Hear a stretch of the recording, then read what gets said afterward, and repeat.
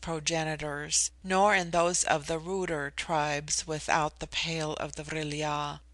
It has been slowly developed in the course of generations, commencing in the early achievements, and increasing with the continuous exercise of the vril power. Therefore, in the course of 1 or 2,000 years, such a nerve may possibly be engendered in those higher beings of your race who devote themselves to that paramount science through which is attained command over all the subtler forces of nature permeated by vril. But when you talk of matter as something in itself inert and motionless, your parents or tutors surely cannot have left you so ignorant as not to know that no form of matter is motionless and inert. Every particle is constantly in motion and constantly acted upon by agencies, of which heat is the most apparent and rapid, but vril the most subtle, and, when skilfully wielded, the most powerful.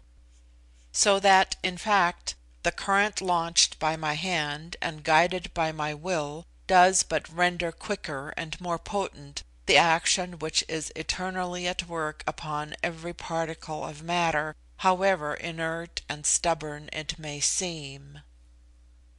If a heap of metal be not capable of originating a thought of its own, yet, through its internal susceptibility to movement, it obtains the power to receive the thought of the intellectual agent at work on it, by which, when conveyed with a sufficient force of the vril power, it is as much compelled to obey as if it were displaced by a visible bodily force. It is animated for the time being by the soul thus infused into it, so that one may almost say that it lives and reasons. Without this we could not make our automata supply the place of servants. I was too much in awe of the thews and the learning of the young Gy to hazard the risk of arguing with her.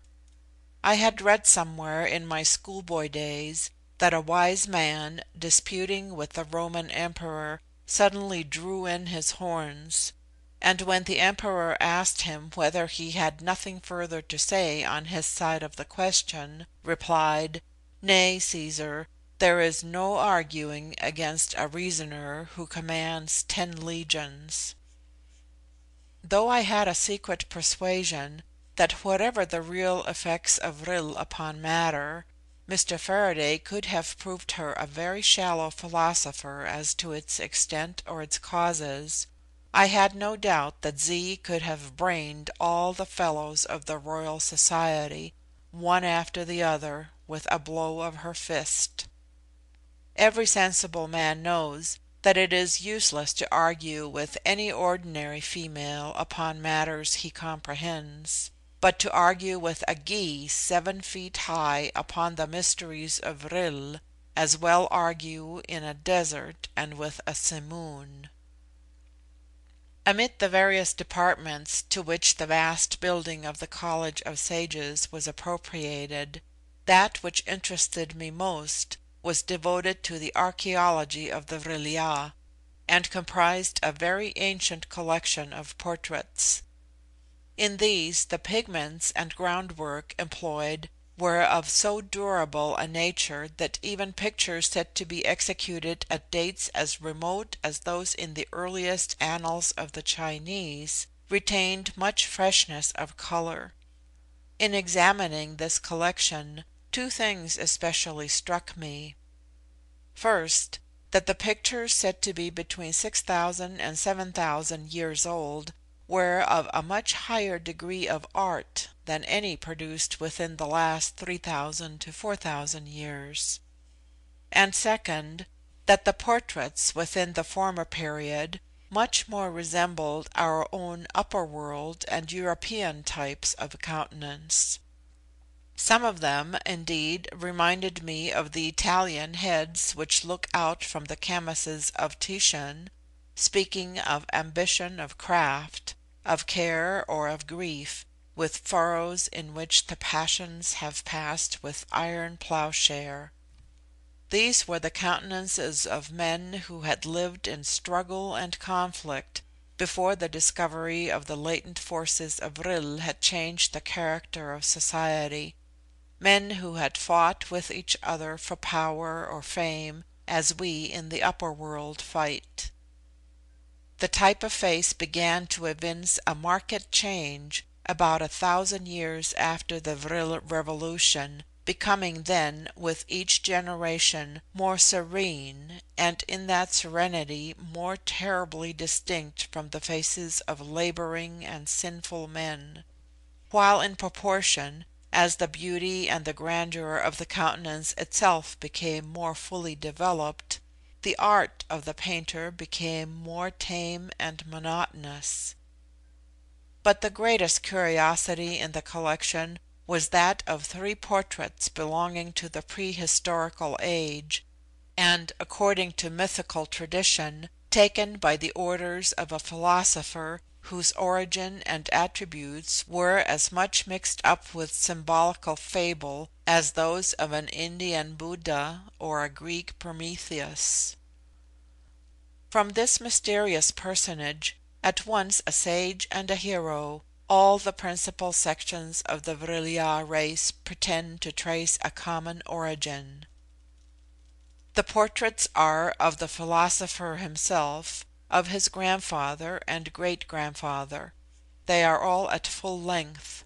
The philosopher is attired in a long tunic, which seems to form a loose suit of scaly armour, borrowed perhaps from some fish or reptile, but the feet and hands are exposed.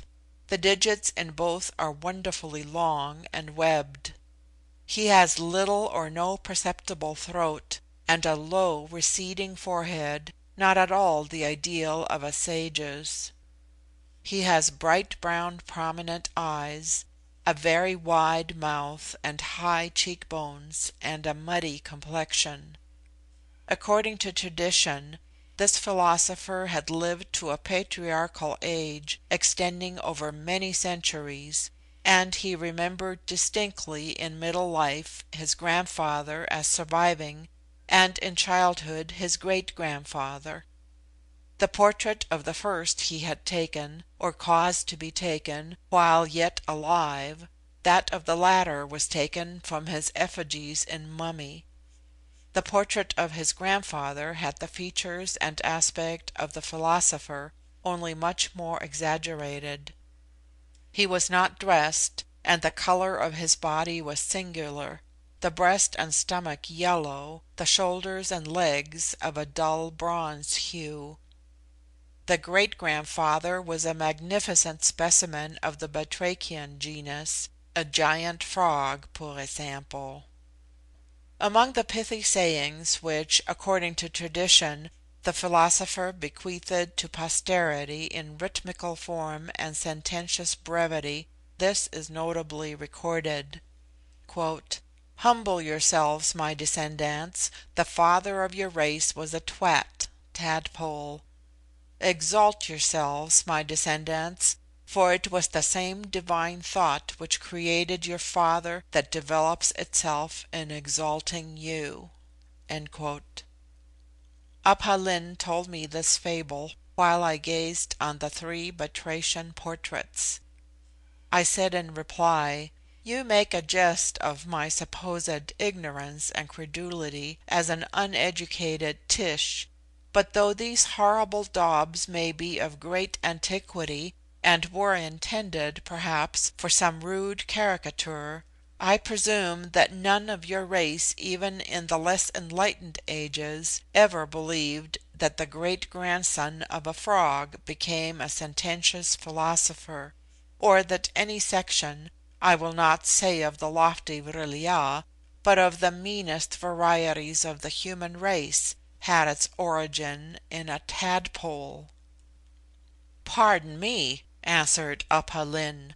"In what we call the wrangling or philosophical period of history, which was at its height about 7,000 years ago, there was a very distinguished naturalist who proved, to the satisfaction of numerous disciples.